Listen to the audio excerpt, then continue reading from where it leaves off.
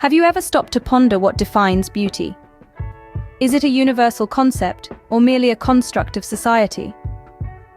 The fascinating journey of beauty standards throughout history reveals that beauty is far from a fixed concept. Instead, it is a dynamic, ever-changing perception that has shaped and been shaped by the societies it has passed through. Picture the Paleolithic era, around 20,000 years ago. Back then, fertility symbolized beauty.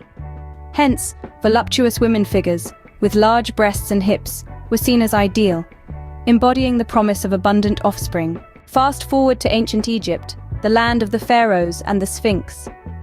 Here, both men and women strived for an androgynous look, emphasizing slim bodies, high cheekbones, and heavy eyeliner. This aesthetic represented status and connection to the divine. Then came the Greeks, who cherished the golden ratio. The Greek beauty ideal was a mathematical equation, a balance of proportions.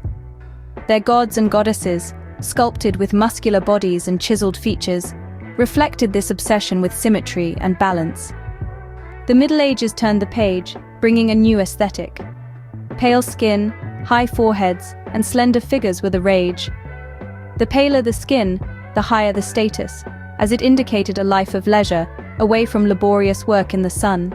The Renaissance, burgeoning in the 15th century, celebrated full-bodied women, marking a stark contrast to the Middle Ages. Artists like Botticelli and Titian painted women with full hips and rounded stomachs, signifying wealth and abundance. Victorian era, oh how the pendulum swung again.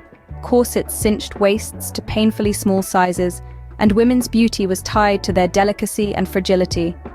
The more delicate and pale, the more attractive and desirable. The Roaring Twenties introduced a new wave of beauty standards. Women aspired to be flappers with bobbed hair, flat chests, and short skirts. This was a rebellious response to the restrictive standards of the Victorian era. Post-World War II, in the mid-20th century, beauty took another turn. The hourglass figure. Marilyn Monroe, with her voluptuous curves, became the global icon of beauty. Fast forward to the end of the 20th century, the era of the supermodel. Tall, extremely thin, with perfect skin and hair, these women set an almost impossible standard of beauty. Today, in the 21st century, we are seeing a shift towards body positivity and inclusivity. Beauty comes in all shapes, sizes, colors, and genders. It's a broader, more accepting view, but we still grapple with societal pressures and media influences. So what can we take away from this journey through time? Beauty standards are not a static concept. They are influenced by societal changes, cultural norms, and historical events.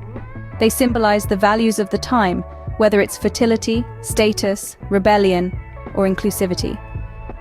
Remember, beauty is in the eye of the beholder, and it changes with every beholder's eye. It is a fascinating mirror of society, reflecting our values, aspirations, and even our struggles.